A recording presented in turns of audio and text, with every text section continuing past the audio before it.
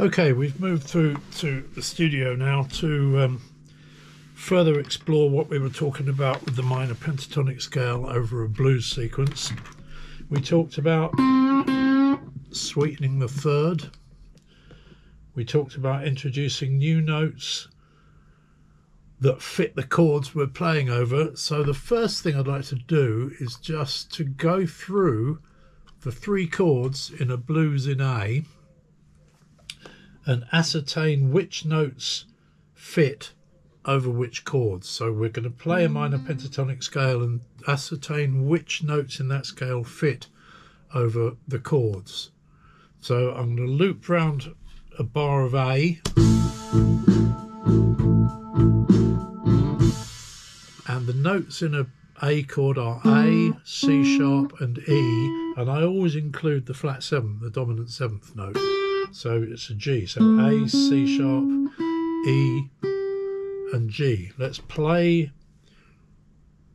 a bar of A looped, and let's play the minor pentatonic scale and see which notes fit and which ones we got to change. And when I say which notes fit, I'm looking for notes that don't clash with the underlying chord, and I'm looking for notes that feel like they're at rest within the chord and don't need to be resolved anywhere. The A is fine. The C is not fine because it's clashing with the C sharp. The D is not fine either. The E is fine. The G is kind of good.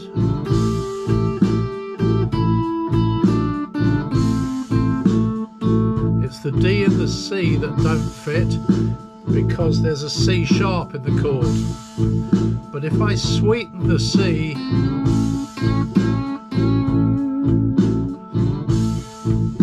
suddenly it fits. All I got to do is bend it up to a C sharp and suddenly it fits. So next chord is a D. The notes in the D chord are A, D, F sharp and E. So the A fits. The C fits because it's the flat seventh of the D chord. The D of course fits. The E doesn't fit. The G doesn't fit. But we could use an F sharp, which is only a semitone down from a G. And that fits. So we found out that over a D chord, A, C, D and F sharp fit. So let's move on to an E chord. That's the final chord in the sequence. The notes in an E chord are B, E, G sharp. That's it. Oh, and the seventh, which is a D. So let's find out with the minor pentatonic scale of A minor what works over an E chord. The A doesn't.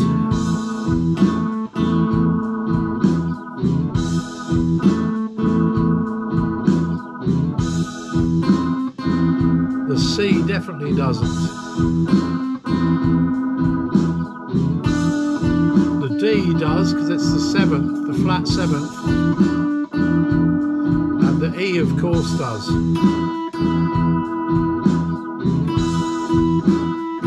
And the G, no, because it's clashing with the G sharp, so we need to raise it.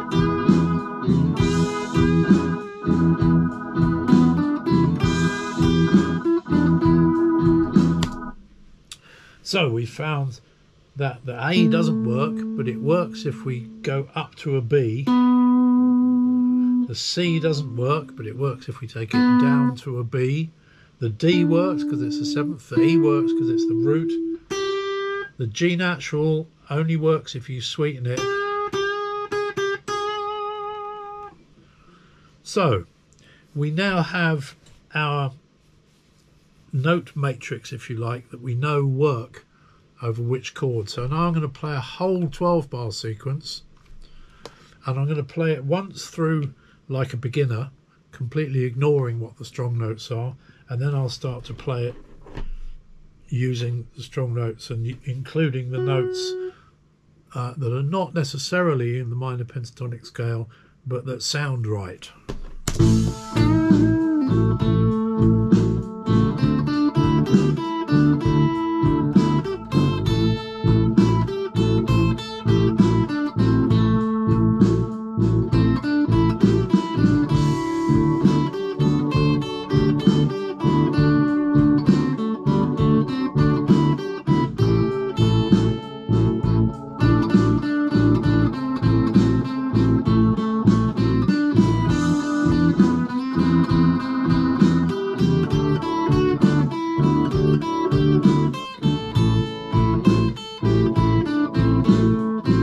Sounds like an amateur. Now let's play it.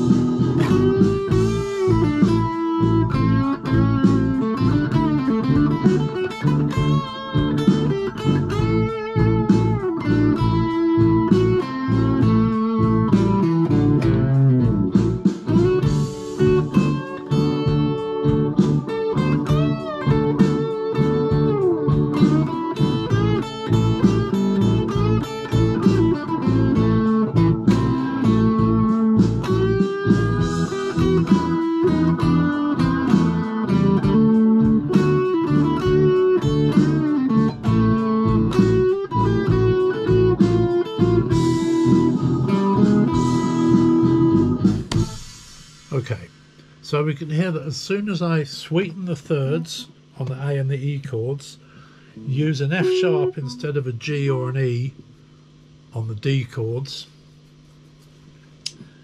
and avoid the A and the C on the E chord, it sounds good. You can of course use those notes as passing notes.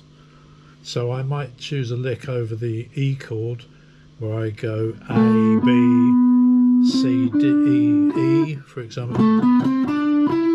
So let's go to the E chord and just see if that's going to work. I'll give myself 2 bars run in.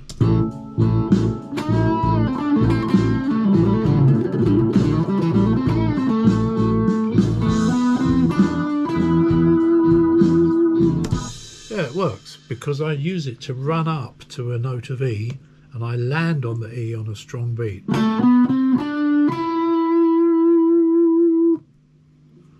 So always be aware of the strong beats, the strong notes and the strong beats.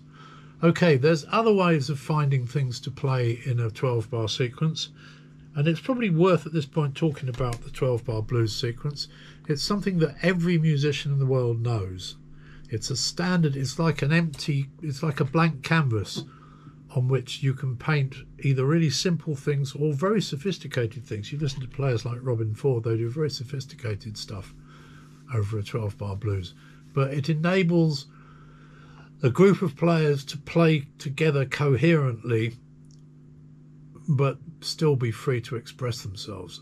So let's look at another way of finding your way through a 12-bar blues. If we write out the notes in all the chords in a sort of matrix, the A chord we're going to have A, C sharp, E and a G. I always throw in the dominant seventh. A D chord we're going to have A, D, F sharp, and I'm going to throw in a C as the dominant seventh. The E chord we're going to have B, E, G sharp and a D as the seventh. So we have this kind of matrix, and now I can look for pathways through the chords. So for example, this pathway is quite interesting, the one that starts in a C sharp on the A chord, because I can then go to a C on the D chord, back to a C sharp for the A chord, up to a D for the E chord, back to a C for the D chord, back to a C sharp for the A chord, up to a D for the E chord. And this might sound very simple, but it can be the starting point for building a meaningful solo. So I'm going to play it once through just playing single notes for each chord, and then I'm going to play it through again and I'm going to decorate it. So instead of just playing a C sharp, I'm going to bend up to it or run up to it. Okay, so I'll go once through just playing the chords as they are. Make sure I've got a click. Okay, yes I have.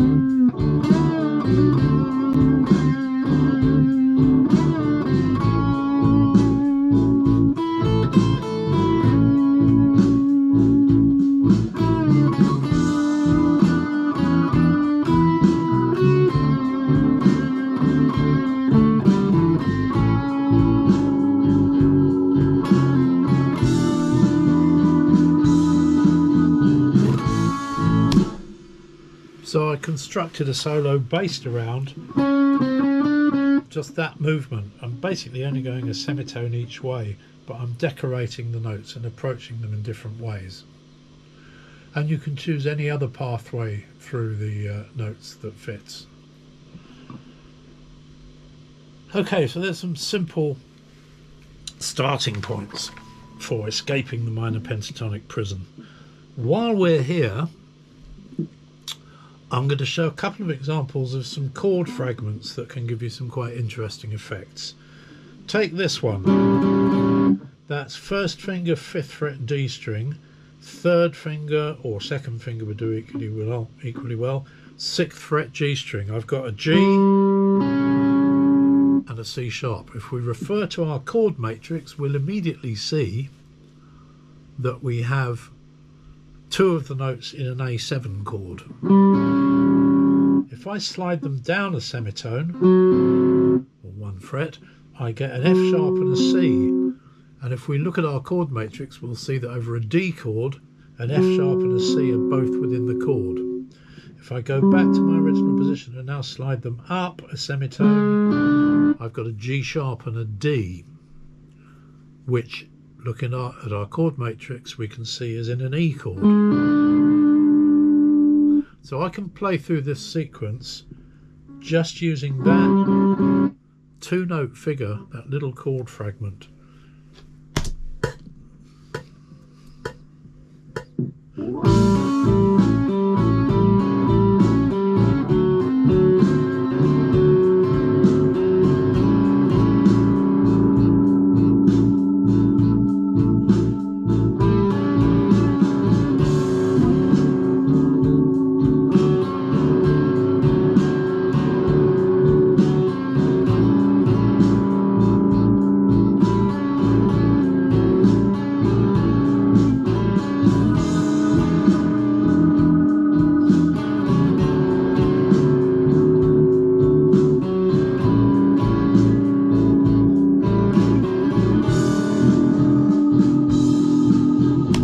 Also works up the octave here on the G and B strings at the 12th fret on the G string, 14th fret on the B string.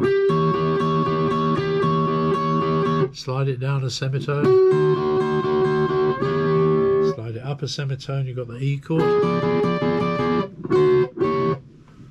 It's a simple little chord fragment idea. Okay, so that's a first introduction to working with the minor pentatonic scale and its added notes over a simple 12-bar blues sequence. Enjoy, experiment, be led by your ears, not by any sense of mathematics and what you're told you should do or shouldn't. what sounds right. Trust your ears, you'll develop them. Okay, I've got a few gigs and a couple of weeks holiday, so I won't be uploading any videos for a couple of weeks, but there's plenty to be getting on with the minor pentatonic stuff, and we'll move on to another topic when I get back. Thank you for watching. Please subscribe, it really helps my YouTube figures, and look forward to seeing you next time.